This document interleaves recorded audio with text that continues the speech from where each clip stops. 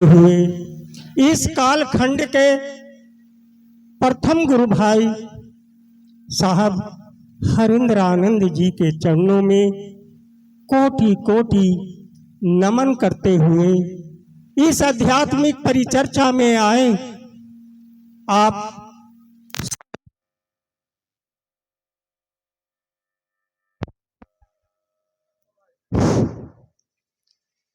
इस आध्यात्मिक परिचर्चा में आए।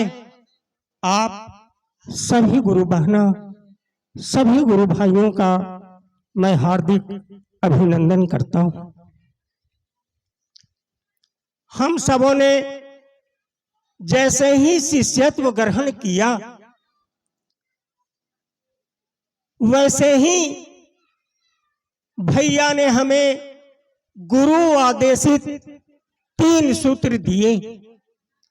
पहला सूत्र दिया चर्चा करना, पहला सूत्र दिया दया मांगना, दूसरा सूत्र दिया चर्चा करना और तीसरा सूत्र दिया अपने गुरु के चरणों में पंचाक्षरी मंत्र नमः शिवाय से प्रणाम निवेदित करना। भैया ने कहा कि अगर आप नियमित 3 सूत्रों का निर्वाह करते हैं तो आपकी सारी मनोकामनाएं पूरी हो जाएंगी, चाहे वह मनोकामना सांसारिक हो, चाहे वह मनोकामना आध्यात्मिक हो, चाहे वह मनोकामना लौकिक हो, चाहे वह मनोकामना परलौकिक हो, आपकी सारी कामनाएं पूरी हो जाएंगी। ये आध्यात्मिक परिचर्चा है। हम समझने की कोशिश करें कि अध्यात्म है क्या। अध्यात्म स्वयं को समझने का एक विज्ञान है। अध्यात्म स्वयं को समझने का एक विज्ञान है।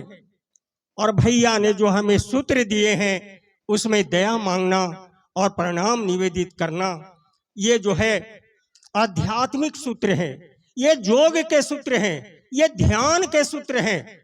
जब आप करेंगे तो आपके मन में अच्छे ख्याल आएंगे, अच्छे विचार आएंगे, सद्भाव आएगा।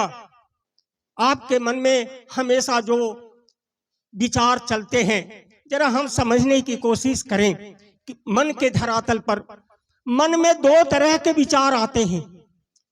एक अच्छे विचार आते हैं और दूसरा बुरे विचार आते हैं, सद विचार आते हैं, दुष्विचार आते हैं। जैसे करुणा, दया, प्यार, प्रेम, सहिष्णुता, ये सारे अच्छे गुण हैं, ये सारे अच्छे भाव हैं। अगर मन में आते हैं तो इससे अच्छा भाव और क्या हो सकता है। और जो दुर्भाव हैं, जो दुष्भाव हैं, बुरे विचार हैं, जैसे काम है, क्रोध है, लोभ है, मोह है, ईर्ष्या है, द्वेष है, नफरत है, इस तरह के जो नकारात्मक विचार मन में आते हैं और जो अच्छे विचार आते हैं, यही दोनों का जो टकराव हो रहा है वही आज हमारे समाज में हो रहा है, दुनिया में हो रहा है, हर जगह हो रहा है। लेकिन इससे हमें और आगे जाना है। मन के आगे आत्मा की दुनिया है। वही आत्मा की दुनिया हमारी अपनी दुनिया है, हमारे गुरु की दुनिया है। गुरु अन्यत्र नहीं, हमारी जो अंतरात्मा है वही गुरु है, वही गुरु है। ये जो हम कहते हैं परम ब्रह्म, तो हम सब परम ब्रह्म के अंश हैं। हमारी आत्मा परम ब्रह्म का अंश है। जो शक्ति परम ब्रह्म में समाहित है वही शक्ति हमारी आत्मा में समाहित है। भैया ने इसी शक्ति के एहसास के लिए हमें ये सूत्र दिए। आप दया मांगे, आप प्रणाम निवेदित करें, आप देखेंगे आपके मन में धीरे धीरे सद्विचार आने लगे। और सद्विचार आएंगे तो आपका परिवार भी शिव का परिवार बन जाएगा। अगर हमने शिव को गुरु बनाया है तो गुरु का अनुसरण करना चाहिए। आपके घर में तस्वीर लगे हैं, हर जगह तस्वीर में आप देखिए हमेशा शिव ध्यानस्थ है। आखिर ध्यानस्थ क्यों है? उसी ध्यान में तो शक्ति समाहित है। तो ये जो दो सूत्र हैं, दया मांगना और प्रणाम निवेदित करना, ये करेंगे तो उस शक्ति का एहसास होगा। हम अपनी आवाज को अंतरात्मा तक पहुंचाएं, और जब हमने शिष्यत्व ग्रहण किया है, जब हम दया मांगेंगे, जब हम प्रणाम निवेदित करेंगे, तो हम अपनी आवाज को अपनी अंतरात्मा तक पहुंचाने की कोशिश ही करेंगे। उसी अंतरात्मा में सारी शक्ति समाहित है। हम दो दुनिया में जीते हैं, एक सांसारिक दुनिया में जीते हैं और एक जो अपनी दुनिया है उसमें जीते हैं, लेकिन पता नहीं कि वो दुनिया है कहाँ। शांति से सुनिए, वो दुनिया है कहाँ? वो दुनिया कहीं अन्यत्र नहीं, जो हमारी अंतरात्मा है उसी की दुनिया।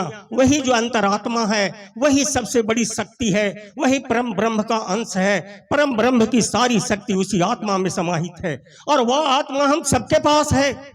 इसीलिए ये जो दो काम हैं, दो सूत्र हैं, दया मांगना और प्रणाम निवेदित करना, ये स्वयं करना है। जब हम स्वयं करेंगे तभी हम समझेंगे कि उसकी अनुभूति होगी कि आखिर ये करने से होता क्या है।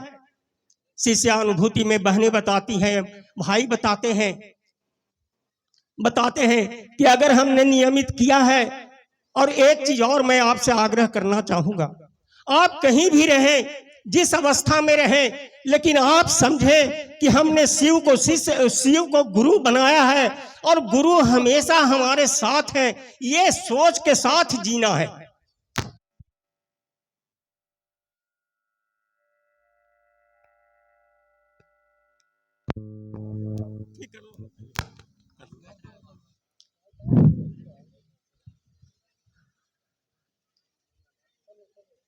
तो जब हम आध्यात्मिक परिचर्चा में आते हैं तो मैं एक आग्रह और करना चाहूंगा कि यहाँ जो बातें होती हैं वो आत्मा की, वो तन मन आत्मा परमात्मा परम ब्रह्म गुरु भैया दीदी, इनकी चर्चा यहाँ होती है। ये अध्यात्म की चर्चा है। ये जो दुनिया है, जो बाहरी दुनिया है जिसे हम सुबह और शाम जीते हैं, उस दुनिया की चर्चा यहाँ नहीं होनी चाहिए। इसी आत्मा के परम ज्ञान के लिए गुरु होते हैं, इसी के लिए गुरु होते हैं। तो भैया ने हमें जो सूत्र दिया है आप उसका अनुसरण करें। आज इसकी समाज में बड़ी जरूरत है, बड़ी जरूरत है। जरा आप देख लें, हमारे समाज का सबसे छोटा इकाई होता है परिवार। एक परिवार में माता पिता छोटे बच्चे होते हैं। अब आप देख लें कि वहां अविश्वास का संकट पैदा हो गया है, वहां गलतफहमियां पैदा हो रही हैं। इसके ढेर सारे ऐसे उदाहरण हैं। लेकिन जब आपके मन में सद्भाव आएंगे तो ये सब जो आज हम सुन रहे हैं, देख रहे हैं, जो घटनाएं घट रही हैं, ये मन की दुनिया है, ये माया की दुनिया है, ये क्षणभंगुर दुनिया है। जो मन में आता है वही तो दुनिया में हम लोग देख रहे हैं। तो दुनिया से अगर हम थोड़ा आगे जाएं, अपनी अंतरात्मा की ओर जाएं, तो हमें ऐसा लगेगा कि एक नई दुनिया की जरूरत है, जहां हमारे सारे अच्छे भाव मिट जाते हैं। एक ऐसी दुनिया की जरूरत है जहां हमारे मन में अच्छे भाव आए। अब जरा आप देख लें, आज समाज की सच्चाई है, चारों ओर समाचार पत्रों में भी बात आ रही है, और हम खुद अपने परिवार में भी देख रहे हैं कि गलतफहमियां पैदा हो रही हैं। हमारे ही परिवार में सद्भाव नहीं रहा, हमारे ही परिवार में अच्छे भाव नहीं रहे, ये सब कुछ हम देख रहे हैं। तो जरा आप देखें कि एक छोटा परिवार में किस तरह से विसंगतियां पैदा हो रही हैं, विकृतियां पैदा हो रही हैं, अविश्वास पैदा हो रहा है। ये सारी चीजें हम देखें तो इससे पार पाने के लिए जरूरत है कि हम भैया के बताए रास्ते पर चलें।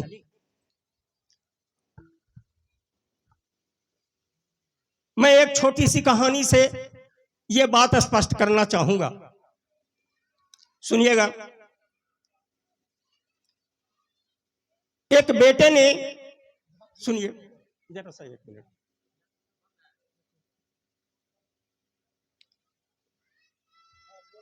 हेलो। एक बेटे ने अपनी मां से कहा, मां, मैं चाहता हूं कि अपने माता और पिता के ऋण से उरीन हो जाऊं। मां ने कहा, बेटे ने कहा, बताओ मां, उरीन होने के लिए हमें कितना धन देना है, कितना पैसा जो धन चाहिए, कितना पैसा चाहिए, कितना दौलत चाहिए, जितना तुम चाहो उतना दौलत देंगे, लेकिन हम चाहते हैं कि अपने माता और पिता के ऋण से वो ऋण हो जाए। माँ ने कहा, बेटा कल सवेरे आना। बेटा सवेरे माँ के पास पहुंचता है। माँ देखती है बगल में एक पत्थर का टुकड़ा रखा है, वो आधा किलो 1 किलो का हो सकता है। वो पत्थर का टुकड़ा माँ उठाती है और अपने बेटे के पेट पर बांध देती है और कहती है कि सुनो बेटा, जब तक मैं नहीं कहूं तब तक अपने पेट से ये पत्थर मत हटाना। बेटा ने कहा कि हाँ माँ, उरीन होने के लिए यह कोई बड़ी बात नहीं है। बेटा घर से निकलता है, पत्थर का बोझ धीरे धीरे बढ़ने लगता है। दोपहर होते होते उसकी हालत खराब होने लगती है और शाम होते होते उसकी स्थिति इतनी बदतर हो जाती है, उसको ऐसा लगता है कि अगर हमारे पेट से ये पत्थर नहीं हटाया गया तो हमारी जान चली जाएगी। वो दौड़ा दौड़ा अपनी माँ के पास आता है और कहता है, माँ ये पत्थर जितना जल्दी हो हमारे पेट से हटा दो, नहीं तो हमारी जान निकल जाएगी। माँ ने गुस्से में कहा कि सुनो बेटा, 9 महीना इसी अवस्था में रहकर एक माँ अपने बच्चे को जन्म देती है, पालती है, पोसती है। यहाँ तक कि माँ अगर भोजन कर रही होती है और उसी समय बच्चा अगर गंदगी कर दे तो माँ सबसे पहले गंदगी धोती है, इसके बाद अब भोजन करती है। माँ जब अपने बच्चे को लेकर शाम में सोने के लिए जाती है तो सूखे बिछावन पर बच्चे को सुलाती है, लेकिन बच्चा अगर बिछावन गीला कर दे तो माँ गीले बिछावन पर सोती है और बच्चे को सूखे बिछावन पर सुलाती है। अपने मन में उसके भाव आते हैं, कहीं ठंड न लग जाए, कहीं बच्चे को बुखार न आ जाए, कहीं बच्चे की तबीयत न खराब हो जाए, इस तरह के उसके मन में आते हैं। जरा सोचिए, ये प्रेम, करुणा, त्याग का इससे बड़ा और दूसरा उदाहरण क्या हो सकता है। एक माँ अपना वात्सल्य, एक माँ अपनी ममत्व अपने बच्चे में उड़ेल देती है, अपने बच्चे में समाहित कर देती है। माँ के चरणों पर बेटा गिरकर क्षमा मांगता है और कहता है कि हाँ माँ, माता और पिता के ऋण से ऋण नहीं हुआ जा सकता है। आज जरा हम सच्चाई देखें तो कहीं न कहीं परिवार में, अपने ही घर में कोई न कोई वृद्ध माता पिता आंसू बहा रहे होते हैं। ये हमारे समाज के लिए सबसे बड़ा अभिशाप है। मैं आपसे स्पष्ट कहना चाहूंगा कि जिस घर में एक शिव शिष्य होगा उसका परिवार शिव का परिवार होगा। उसके घर में कोई वृद्ध का आंसू नहीं बहेगा, वहां सद्भाव होगा, प्रेम होगा, करुणा होगी, एक दूसरे के लिए जीने और मरने का अधिकार होगा।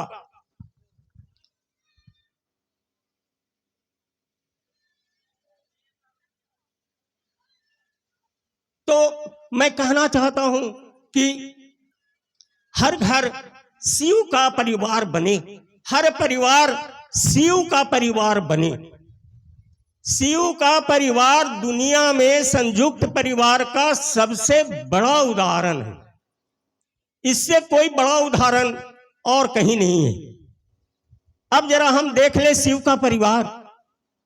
मां भवानी की सवारी शेर, शिव जी की सवारी बसहा बैल, शिव जी के गले में सर्प का माला, गणेश जी की सवारी चूहा और कार्तिकेय की सवारी मोर।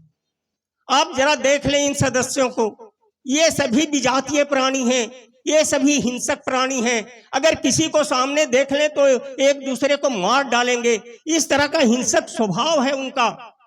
लेकिन शिव के परिवार में देखिए कितना प्रेम से रहते हैं, कितना आनंद से रहते हैं, एक दूसरे के प्रति उनके मन में कितना करुणा है, कितने अच्छे भाव हैं। इस तरह के परिवार का उदाहरण है शिव का परिवार। तो अगर हमने शिष्यत्व ग्रहण किया है तो हमारा परिवार भी शिव का परिवार बने। आज मैं एक गलतफहमी की बात और बता रहा हूं, बड़ी गुस्से में लोग होते हैं।